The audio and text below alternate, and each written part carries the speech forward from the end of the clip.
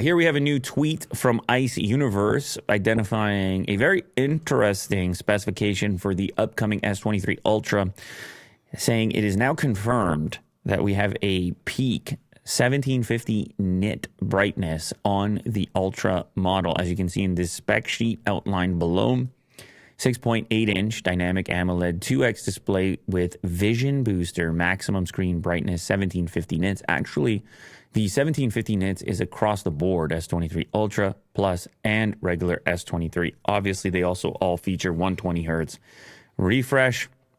Some other specifications in this list: 12 megapixel selfie, 12 megapixel ultra wide. Of course, we have this new 200 megapixel wild sensor that's going to show up on the Ultra model, which you're going to be able to configure in different ways, depending if you want better low light performance and lower resolution, or if you want absolutely insane resolution.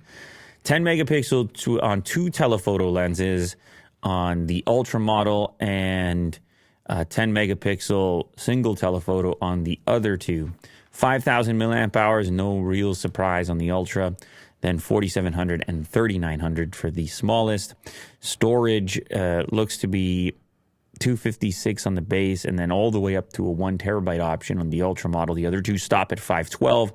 12 gigs of RAM reserved only for the Ultra in a particular specification, and the other 2 will only get 8 gigs. Obviously, the last piece is the S Pen, which is included on the Ultra. Now, 1750 nits of maximum screen brightness. We don't know what the implementation will be.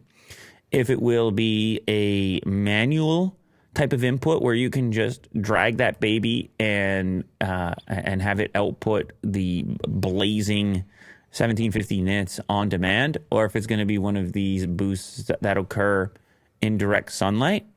We should do a test. There's been different implementations. We did buy the nit meter, nit reader, and so there is a way of us performing our own test. There is slight variance. What we did notice in our last time that we tested such things was we did see an increase in output on many manufacturers when exposed to daylight, at which point it would then go to another level of brightness, almost as though the manufacturer is aware of the downsides of using that degree of brightness unless it's absolutely necessary.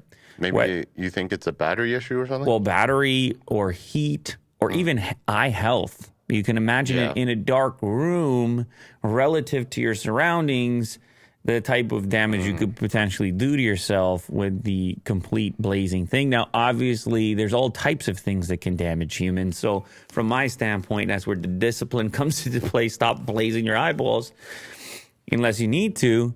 But I still like to have the option wherever possible. You never know the circumstance and why you might want to toggle your maximum nits at a given moment.